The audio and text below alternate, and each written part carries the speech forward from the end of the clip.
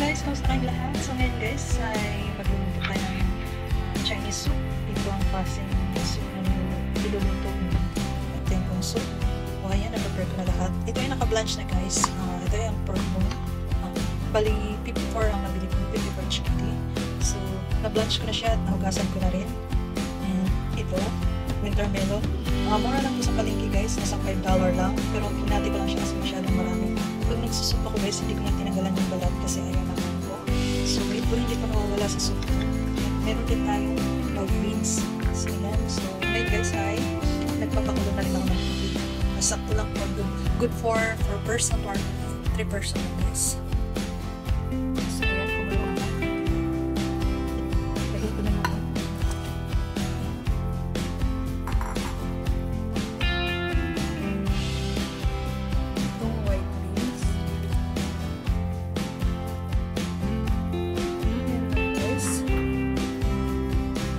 Simmer lang natin siya ng 1 hour and 30 minutes. So, itong winter melon, pamayan natin ito. Kapag wala na siyang nasa 30 minutes na. Kasi ang hinaka kong timer is 1 hour and 30 minutes or 1 hour and 30 minutes. Pag lumabot na yung problem. So, ito pamayan ko guys.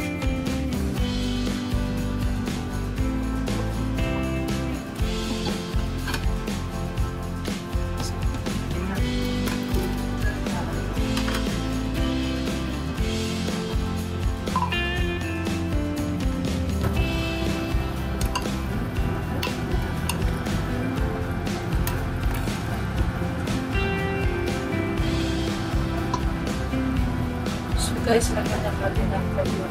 So,